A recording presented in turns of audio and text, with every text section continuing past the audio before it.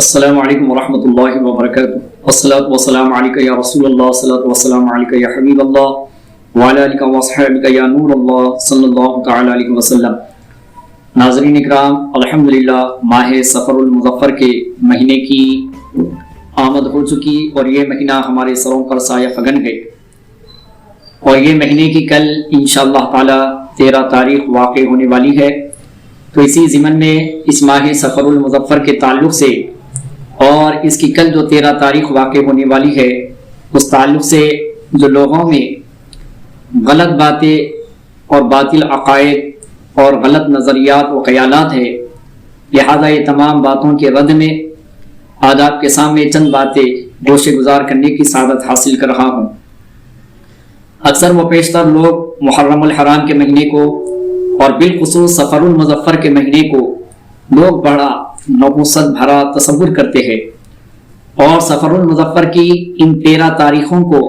خاص طور سے بڑی نحوست والی سمجھی جاتی ہے۔ اور اس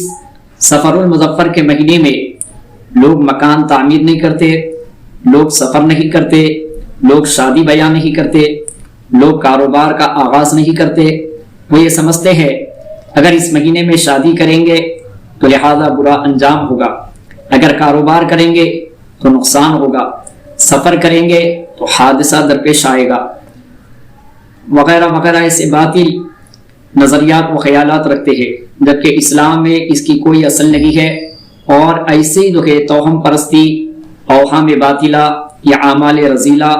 یہ تمام خرافات وہیات باتیں ہیں۔ اسلام میں اس کا کوئی اصل نہیں ہے، اسلام میں اس کی کوئی دلیل نہیں ہے۔ عزیزان محترم، ماہ سفر المظفر کے تعلق سے دور جاہلیت میں یعنی کہ اسلام سے قبل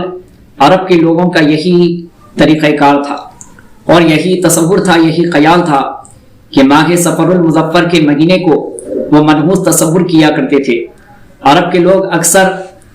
3 مہینوں کا بڑا احترام کرتے تھے، ذوالقعدہ کا، ذوالحج شریف کا اور محرم الحرام کا۔ جب یہ 3 مہینے گزر جاتے تو عرب کے لوگ اپنے گھروں سے نکلتے، اور جو قبیلوں سے ان کی لڑائی تھی لہذا وہ پھر سے قتل و قتال کرتے، لڑائی جھگڑا کرتے، رہزنی کے واردات کو انجام دیتے، اور یہ تمام باتیں کامیں جب انجام دیتے تو لہذا جب ان کے مکان خالی ہو جاتے، کیونکہ قتل و قتال کے لیے نکل جاتے تھے، رہزنی کے واردات انجام دینے کے لیے نکل جایا کرتے تھے، اور گھر ان کے ویران ہو جاتے تھے، تو اسی کو دیکھ کر انہوں نے کہا یہ مہینہ سفر کا ہے، یعنی خالی مہینہ ہے، اور اسے سفر قرار دیا، خالی قرار دیا۔ لیکن عزیزان محترم، آقا کریم صلی اللہ علیہ وسلم نے ارشاد فرمایا وَلَا سَفَرَ، یعنی کہ سفر کا مہینہ کوئی ایسا نہیں ہے جیسا کہ یہ سمجھ رکھے ہے کہ نحوست بھرا ہے، یہ بلاؤں کے نازل ہونے کا مہینہ ہے۔ پیارے آقا صلی اللہ علیہ وسلم نے اس کا رد فرما دیا، اور ایک روایت کے مطابق حضرت علی رضی اللہ تعالیٰ عنہ و سیدتنا فاطمۃ الزہرا سلام اللہ علیہا کا عقد مسعود اسی ماہ سفر المظفر کی یعنی کہ سن 1 ہجری میں ان کا نکاح ہوا۔ اور ایک روایت میں آیا ہے سن 7 ہجری میں اللہ تبارک و تعالیٰ نے مسلمانوں کو خیبر پر فتح و نصرت عطا فرمائی، اور یہی جو ہے سفر المظفر کے مہینے میں سن 8 ہجری میں الحمدللہ حضرت خالد بن ولید جنہیں سیف اللہ کا لقب عطا ہوا، آپ الحمدللہ حلقہ بگوش اسلام ہوئے، اور حضرت عمرو بن عاص، حضرت عثمان بن طلحہ آقا کریم صلی اللہ علیہ وسلم کی بارگاہ اقدس میں آئے اور انہوں نے اسلام کو قبول کیا۔ سبحان اللہ۔ تو اس سفر کے مہینے میں ہی الحمدللہ یہ تمام کام اور یہ تمام امور انجام ہوئے۔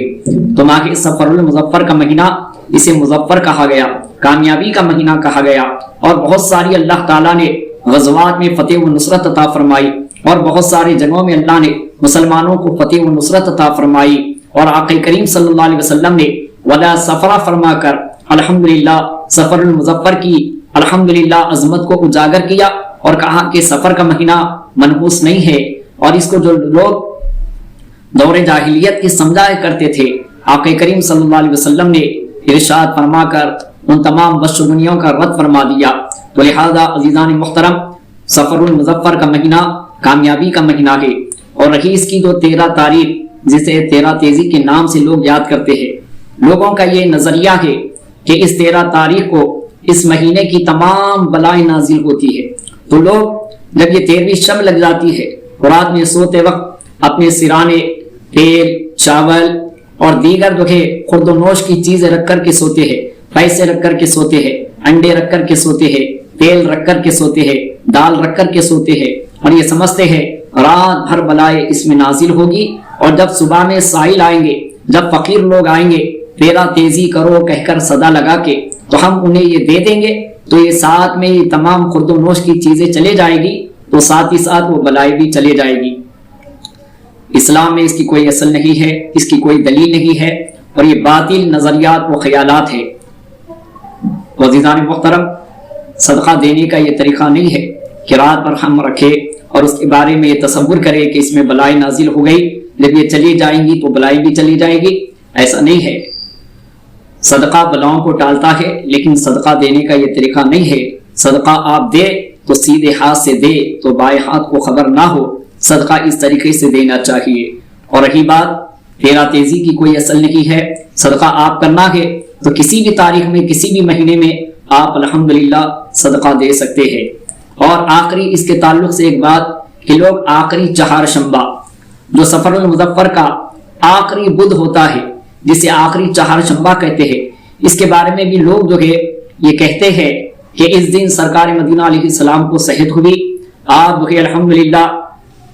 صحت میں اضافہ پایا، اور پھر آپ سیر و تفریح کے لیے گئے، آپ نے مدینہ طیبہ کی باہر سفر کیا، آپ نے جو ہے گھاس کو کھنلا،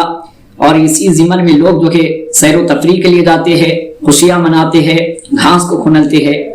یہ کوئی جو ہے روایت یا حدیث میں بات موجود نہیں ہے، یہ بے اصل بات ہے۔ روایت میں یہ آتا ہے کہ انہی دنوں میں سفر المظفر کے آخری دہاں میں آقا کریم صلی اللہ علیہ وسلم کے مرد میں اور شدت ہو گئی تھی، اور اسی شدت مرد کی وجہ سے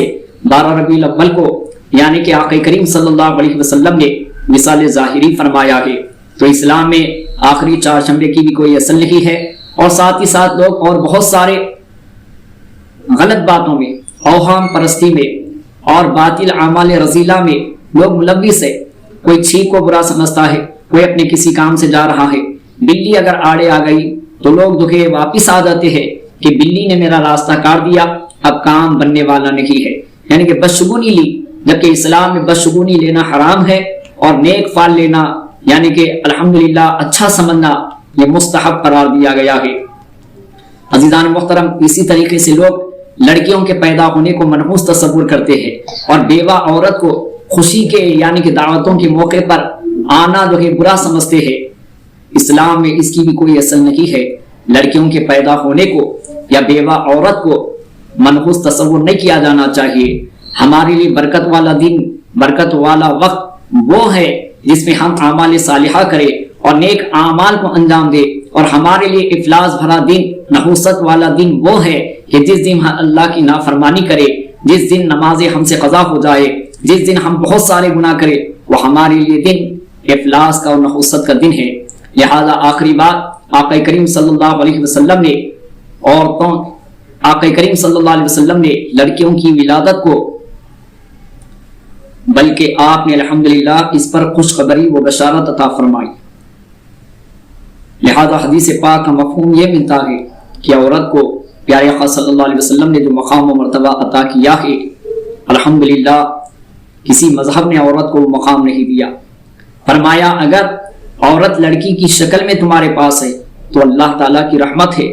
اور اگر عورت بیوی کی شکل میں تمہارے پاس ہے تو اللہ کی نعمت ہے، اگر عورت بہن کی شکل میں تمہارے پاس ہے تو یہ گھر کی برکت ہے، اور عورت اگر بہو کی شکل میں تمہارے پاس ہے تو گھر کی زینت ہے، اور اگر عورت ماں کی شکل میں تمہارے پاس ہے تو اس کے قدموں کے نیچے تمہاری جنت ہے۔ تو لہٰذا ہم ان تمام باتوں کو جانیں اور اس پر عمل کریں، الحمدللہ اچھا شگون لے، بدشگونی سے بچے، اور ماہ سفر المظفر کے تعلق سے، آخری چہارشنبہ کے تعلق سے، اور 13 تیزی کے تعلق سے اس فقیر قادری نے جو اختصار کے ساتھ آپ کے سامنے باتیں رکھی ہے، الحمدللہ اس کو سمجھے اور یہ تمام بدخیالات، بدشگونی کو دور کرے، اور الحمدللہ یہ مہینہ کامیابی و کامرانی والا مہینہ ہے، اچھے اعمال اپنائے، توبہ و استغفار کرے، ذکر و اذکار کرے، اللہ تعالیٰ انشاءاللہ ہمارے لیے مہینہ اور بھی مزید برکتوں والا بنا دے گا۔ اللہ تعالیٰ ہم سب کو کہنے سننے سے زیادہ عمل کی توفیق عطا فرمائے، آمین والحمدللہ۔